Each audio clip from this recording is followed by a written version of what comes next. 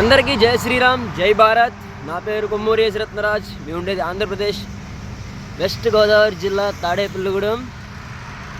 నేను ఇప్పుడు హైవే మీద గుంటూరు సైడు ప్రయాణిస్తూ వెళ్తుండగా నేను పిన్ చేసుకున్న టెంపుల్ ఒకటి విజిట్ చేశాను.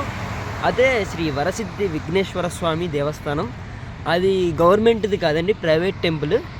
కాకపోతే ఆ టెంపుల్ ఎందుకు చూడాలనుకుని నేను వచ్చానంటే, చాలా అందమైన దేవస్థానం అండి. చుట్టూ చాలా విస్తీర్ణంలో ఉన్న దేవాలయం అనమాట. చాలా పెద్ద దేవాలయము. ధ్వజస్తంభం చూస్తే ఎంత పెద్ద ధ్వజస్తంభం అంటే అంత పెద్ద ధ్వజస్తంభము. ప్లస్ లోపల స్వామివారు మీకు సింపుల్గా చెప్పాలంటే కర్ణాటకలోని దొడ్డ బసవన్న ప్లస్ దొడ్డ గణేష టెంపుల్ అని 2 టెంపుల్స్ ఉంటాయి. అందులో గణేష్ టెంపుల్ ఏంటంటే చాలా పెద్ద విగ్రహం. అది స్వయంభూ, ఒక శిల కింద అలాగ పెద్దగా ఉంటుంది విగ్రహం. ఎవరిది? వినాయకుడిది. యాజ్ ఇట్ ఈజ్ సేమ్ అలాగే అంతే పెద్దగా ఇక్కడ ప్రతిష్ఠించారు. నల్ల రాయి విగ్రహం అనమాట. చాలా పెద్దది. చూస్తే ఎంత బాగుందండి అంత బాగుంది విగ్రహం. చాలా బాగుందండి గుడి. మీరు ఇటుపక్క హైవే మీద విజయవాడ నుంచి కానీ హైదరాబాద్ నుంచి కానీ గుంటూరు వెళ్ళేటప్పుడు కంపల్సరీ ఈ టెంపుల్ విజిట్ చేయండి. చాలా బాగుంది, చాలా ప్రశాంతంగా ఉంది. ప్రైవేట్ టెంపుల్ అని కాకపోయినా చూడడానికి చాలా అందంగా ఉంది. అదో దాంతోపాటు సిద్ధిబుద్ధి సమేత విఘ్నేశ్వరులు కూడా మెయిన్ కింద ఉన్నాయి. ప్లస్ ఉపాలయాలు చాలా ఉన్నాయి. అక్కడ చుట్టూ 4 వెంకటేశ్వర స్వామి ఒకటి, సూర్యనారాయణమూర్తి ఒకటి, శివాలయం ఒకటి, అమ్మవారిది ఒకటి, అలాగా కొన్ని దేవాలయాలు కూడా ఉన్నాయి. చాలా బాగుందండి గుడి. ఇవాళ మన డే స్టార్ట్ అయింది వినాయకుడితో.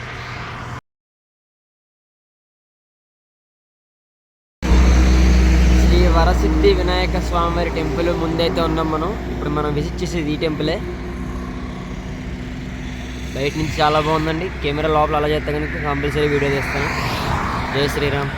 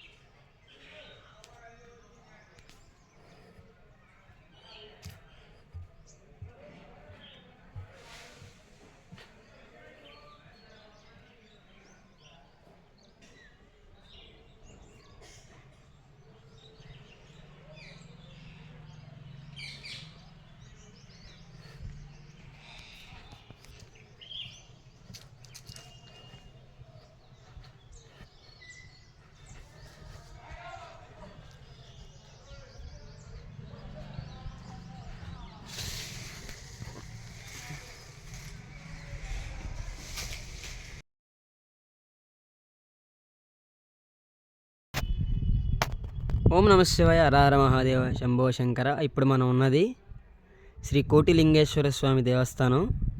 ఇది కన్స్ట్రక్షన్ జరుగుతుంది. మేబీ ఇది అవ్వేటప్పటికి 2027 కానీ 2028 కానీ అవ్వచ్చు, ఈ లోపే అవ్వచ్చు. వాళ్ళు అనౌన్స్మెంట్ ఇస్తారు.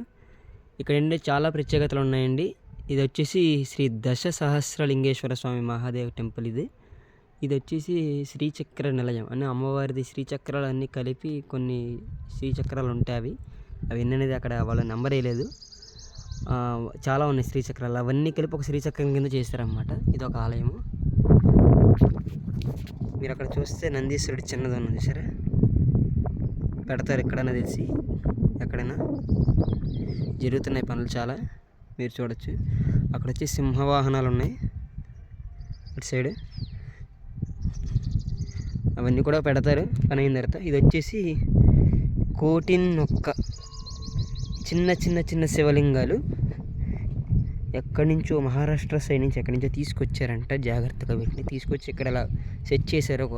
డైరెక్ట్గా ఒక పానవట్టం టైపు మధ్యలో స్తూపం, లింగ స్తూపం టైప్లో పెట్టారు. మీరు చూడొచ్చు. దానికి ఆపోజిట్లోనే నందీశ్వరుడు, పెద్ద నందీశ్వరుడు.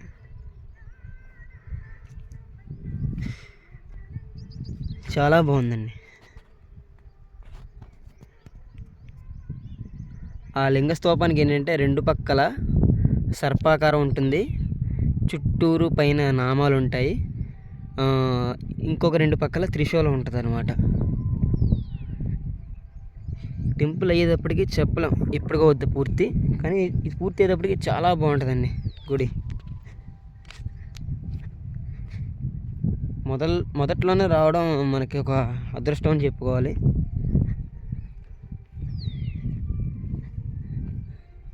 అది వచ్చేసి మెయిన్ టెంపుల్. అక్కడ టెంపుల్లో ఏంటంటే ఒక పక్కన విఘ్నేశ్వరుడు, ఇంకో పక్కన వచ్చేసి పరమేశ్వరుడు, చివర మహాకాళి అమ్మవారు, మధ్యలో మహాకాళేశ్వరుడు, యువతల మహాకాళి అమ్మవారు, అటుపక్క మహాగణపతి.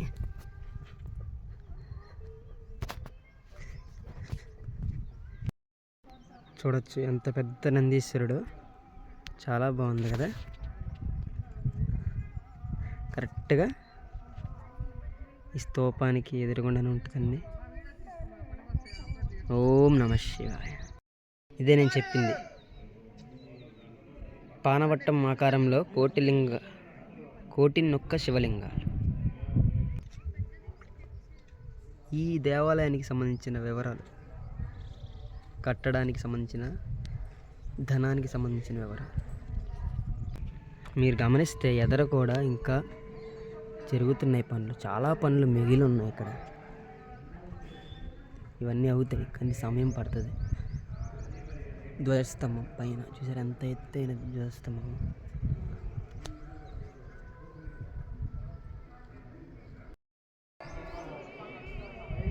ఈ టెంపుల్కి సంబంధించి ఏమైనా మీరు డొనేట్ చేయాలనుకుంటే ఆ క్యూఆర్ కోడ్కి కానీ లేదంటే అక్కడ ఉన్న నెంబర్కి కానీ డొనేట్ చేయొచ్చు. మీ మదర్ పేరు చెప్పి అని చెప్పని ఇక్కడ రాసి ఉంది. ఎవరు డొనేట్ చేసినా కానీ మీ మదర్ పేరు చెప్పి కానీ మీ నచ్చిన వాళ్ళ పేరు చెప్పి కానీ డొనేట్ చేస్తే వాళ్ళంటూ వాళ్ళ జన్మ సార్థకం అవుతుంది. దేవకార్యానికి వాళ్ళ ఒక వంతు సాయపడ్డారని నాకు పేరు ఉంటుంది. ఓం నమ శివాయ.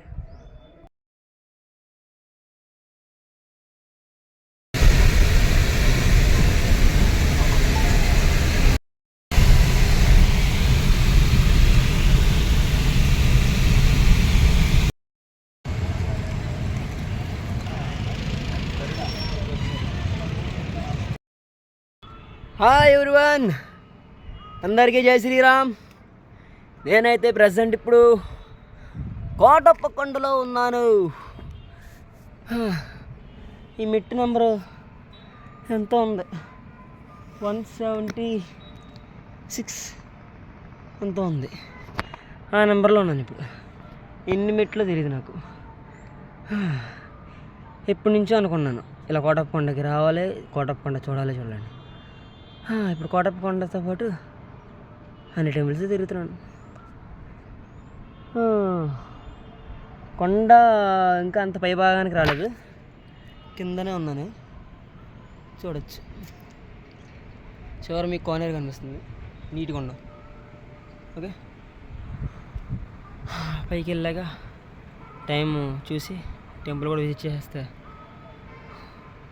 తర్వాత నెక్స్ట్ టెంపుల్ కోటప్ప కొండ నుంచి త్రిపురాంతకం. ఓం నమ శివాయ. కోటప్ప కొండ పైన బాగా పై భాగంలో ఉన్న శివాలయం ఇది. ఇది స్వయంభూ శివాలయం. దీన్ని చూడటం కోసం భక్తులు కష్టాన్ని సైతం ఇష్టంగా మలుచుకొని కొండలు, బండలు, రాళ్ళు, గుట్టలు, మెట్టలు ఎక్కుతూ అలా పైదాకా వస్తారు. పైదాకా వచ్చాక దేవాలయం ఇదేనండి. ఇక్కడ భక్తుల వసతి కోసం నీటి ట్యాంకర్లు ఉంచారు. ప్లస్ ఇక్కడ అన్నదానం కూడా జరుగుతుంది. పైదాకా వచ్చిన భక్తులకి ఆకలితో వెనక్కి పంపకుండా అన్నం కూడా పెడతారనమాట. ఇక్కడ ఏంటంటే టెంపుల్కి ఇక్కడి నుంచి స్టార్టింగ్ సిమెంట్ మెట్లు, ఇదంతా మట్టితో కూడిన రాళ్ళు, రప్పలతో కూడిన దారి అన్నమాట. చాలా కఠినంగా ఉంటుంది. ఓపికతో స్వామివారి మీద భక్తి శ్రద్ధలతో పైదాకా వస్తే స్వయంభూ స్వామివారి దేవాలయం చూడవచ్చు. కింద మీరు చూస్తుంది కోటప్ప కొండ. ఈ పైదాకా రాలేని భక్తులు ఏంటంటే కింద పూజ పునస్కారాలు చేసుకుంటూ ఉంటారు. ఓం నమ శివాయ. కిందకి వెళ్ళాక అది కూడా తీస్తానండి. ఇదిగోండి, మీరు నా మాట నమ్మరు, చూడండి. పైన స్వయంభూగా వెలిసిన కోటప్ప కొండ పైనకి వెళ్ళే దారి. కింద గుడి కాదు, పైన కొండపైకి వెళ్ళే దారి. ఇప్పుడు నేను దిగుతున్నాను. చాలా డౌన్, ఇలాగే దిగాలి. తేడా పాడ వస్తే శివోహం ఏంటి అదనమాట. ఓం నమ శివాయ.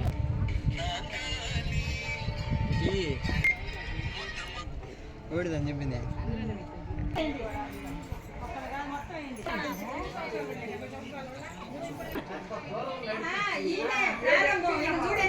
ఇంతకు మించి టెంపుల్ చూపించడం ఎవరి వల్ల అవుతుందా? డ్రోన్తో చూపించచ్చేమో, కానీ డ్రోన్తో ఇలా మొబైల్ కెమెరాతో స్పష్టంగా చూపించడం ఎవరి వల్ల అవుతుంది చెప్పండి బాబు.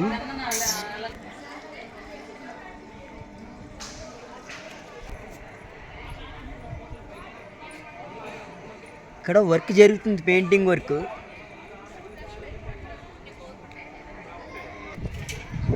త్రికూటేశ్వర స్వామి వారు ఇక్కడ మెయిన్ స్పెషల్ ఏంటంటే ఈ శివలింగం చూసారా. ఓం నమ శివాయ. Smile man. ఇదిగోండి, కోటప్ప కొండ దగ్గరికి వస్తే ఈ పెద్ద ఆయన దగ్గర జాతకం చెప్పించుకోండి, బాగా చెప్తారు.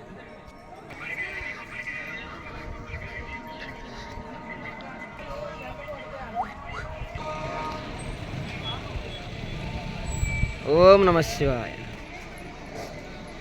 శివ అస్తముద్ర కింద ఆనందవల్లి అమ్మవారి దేవస్థానం చూపిస్తాను. కోటప్ప కొండ మీరు చెప్తే నమ్ముడు ఎంత డెవలప్మెంట్ అయిందంటే అంత డెవలప్మెంట్ అయింది. ఆ వెహికల్స్ ఏంటి సేమ్ ఇంకా యాజ్ ఇట్ ఈజ్ పెద్ద తిరుపతి టైప్లో లాగా ఇంకా డెవలప్మెంట్ అవుతుంది. ఇంకా వర్క్ జరుగుతుంది చాలా మటుకి. ఇంకా భక్తులకి సులువుగా సునాయాసంగా దేవుని చేరుకునేలాగా వృద్ధులేంటి పెద్దవాళ్ళేంటి అన్ని విధాలుగా ఇబ్బంది లేకుండా చేస్తున్నారు. చాలా గ్రేట్ తెలుసా. ఇక్కడ స్టేయింగ్ ఉంటుంది, ఫుడ్ ఉంటుంది, అన్ని విధాలుగా అన్ని సౌకర్యాలు ఉన్నాయి ఇక్కడ. కాకపోతే మీరు ఏంటంటే ఎక్కువ శ్రమ పడాల్సి వస్తుంది ఎక్కడ అనుకుంటే కనుక కరెక్ట్గా కింద టెంపుల్ దాటి కొండ పైన కనబడుతుంది వచ్చే టెంపుల్, అక్కడికి వెళ్తే కొంచెం కష్టపడాల్సి ఉంటుంది. ఎందుకంటే అక్కడికి దారి రాళ్ళ గుట్టల మధ్యలో ఉంటుంది. మీరు ఇక్కడ నుంచి చూస్తే అక్కడ 2 కొండలు మధ్యలో ఏదో దారిలా గుహలాగా ఉంది చూసారా. అక్కడ లారీ కూడా వస్తుంది. సంథింగ్ అక్కడ ఏదో జరుగుతుంది, మైనింగ్ సమ్ వర్క్ ఏదో జరుగుతుంది. ఇక్కడ ఎక్కడ చూసినా ఇలా మెయింటైన్ చేస్తున్నారు, పర్లేదు గ్రేట్. మీకు అంత దగ్గరికి వెళ్ళినా వినాయకుడిని అంత క్లారిటీగా చూపించలేకపోవచ్చు. అదిగోండి,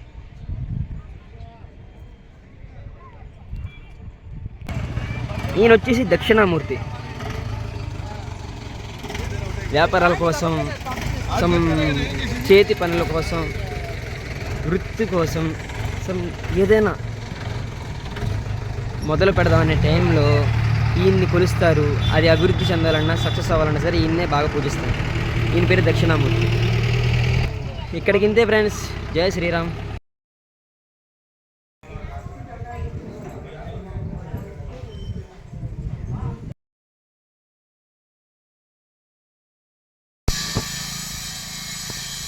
ప్రెసెంట్ ఇప్పుడైతే మనం త్రిపురాంతకేశ్వర స్వామి టెంపుల్లో ఉన్నాం. త్రిపురాంతకం కొండపైన ఉంది టెంపుల్. మేబీ 1 కిలోమీటర్ ఉంటుంది. టెంపుల్ అయితే ఇప్పుడు ప్రజెంట్ క్లోజ్లో ఉంటుంది. మార్నింగే తీసుకోవాలి. అదిగోండి చివరి కనిపిస్తుంది, అదే టెంపుల్. ఇక్కడ ఇంకా ఏదో కడుతున్నారు, ఇంకో టెంపుల్ కడుతున్నారు, కన్స్ట్రక్షన్ జరుగుతుంది.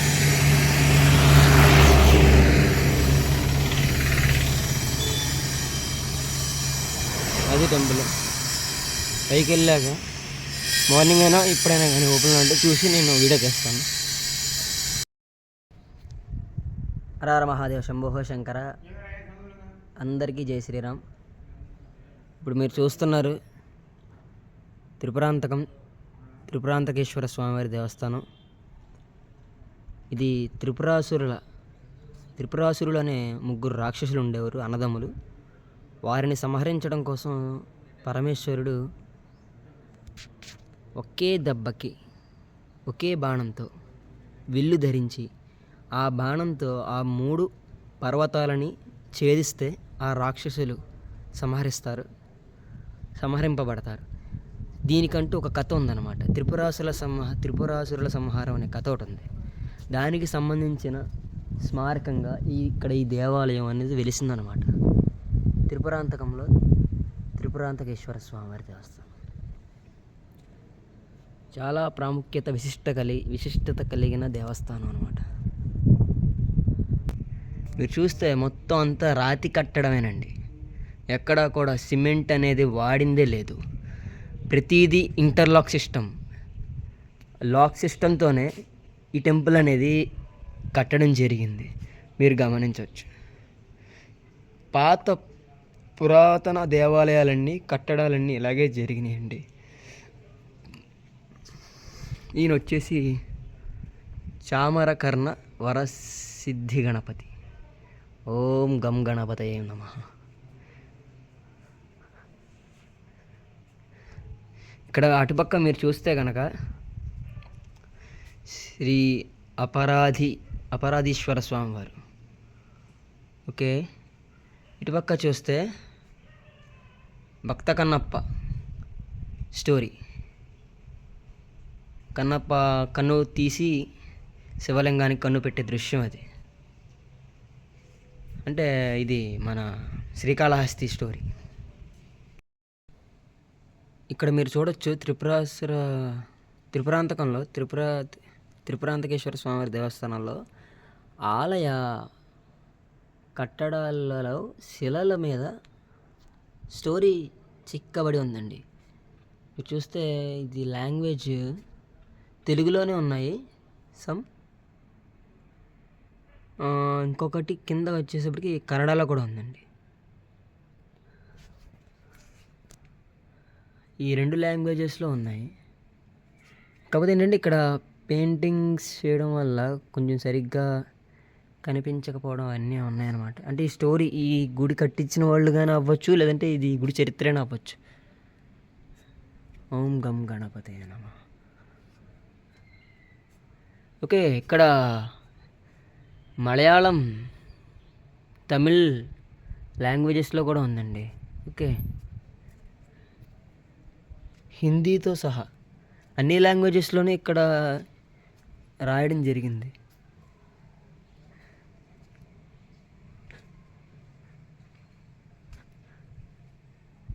ఇది ఒక పాత గోపురం. దీన్ని ఏమంటారో తెలియదు. రాజగోపురం అంటారో లేదా సింహ గోపురం అంటారో ద్వారం అంటారో తెలియదు నాకు. మేబీ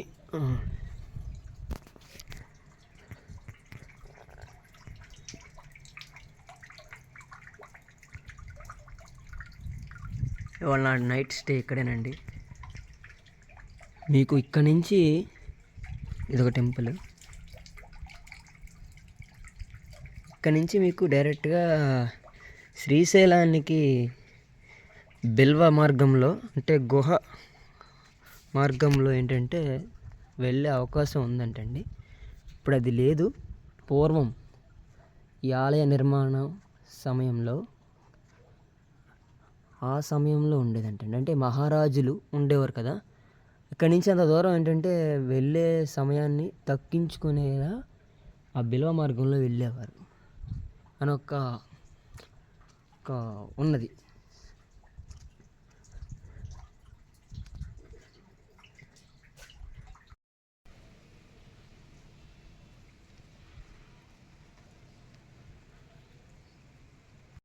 మీరు చూస్తే పాత ఆలయాలు, పురాతనమైన ఆలయాల్లో ఇలాగా గాలి వెలుతురు వచ్చేలాగా కిటికీస్ అనేవి ఇలా పెట్టేవారు అనమాట. ఎయిర్ సర్క్యులేషన్కి, వెలుతురికి ఇన్స్టెంట్గా. గ్రేట్ కదా అప్పట్లోనే. అరటిగెలను లాగుతున్న ఏనుగు.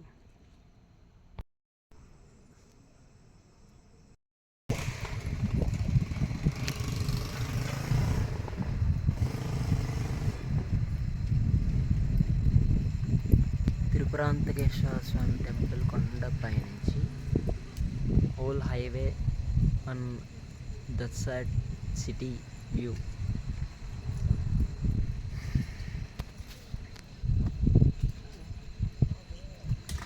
చాలా ప్రశాంతంగా ఉంది. ఎందుకు అంటే చీకటి, ఇంకా టెంపుల్ చుట్టూ ఉన్న లైటింగ్, చల్లటి గాలి. అంటే ఇలాంటి వాతావరణం ప్రశాంతతనిస్తుంది. అందుకని ఎందుకు అందుకే మీరు చూస్తే త్రిపురాంతకంలో స్వామివారి పాదాలు కూడా ఉన్నాయి. ఇక్కడ ఏదో శిలాఫలకం ఉంది, దాని మీద రాసిరిగినంత క్లియరెన్స్ లేదు. సో ఇలాంటి వాటి మీద వైట్ పెయింట్ వేస్తే కంపల్సరీ అక్కడ రాసిని ఈజీగా కనబడతాయి. ఇది ఈ త్రిపురాంతకేశ్వర స్వామివారి దేవాలయం యొక్క కథ, చరిత్ర. ఇది కనిపించవచ్చు, కనిపించకపోవచ్చు, కానీ ఒకసారి ట్రై చేసి చూడండి. వన్స్ వీడియో పాజ్ చేసి చదివితే మీకు క్లియర్గా అర్థమవుతుంది.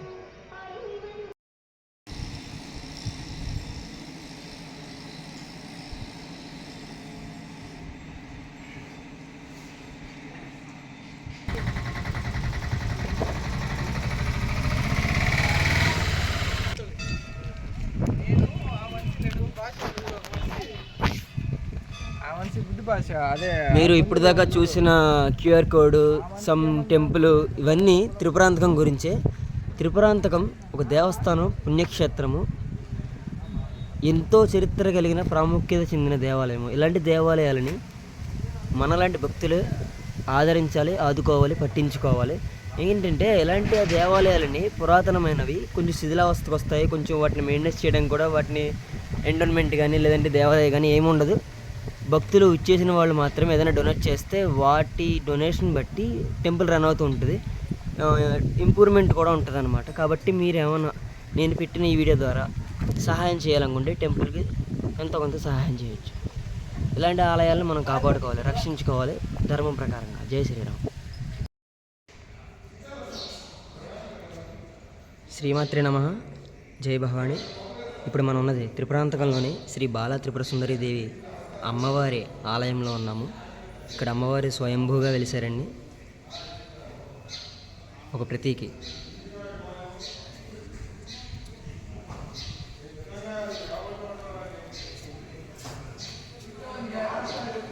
అమ్మవారు అందరిలో కల్లా బాగా సుందరమైన, అతి ముద్దు కలిగే రూపం ఎవరిదంటే శ్రీ బాల త్రిపుర సుందరీదేవి అమ్మవారి మాత్రమే.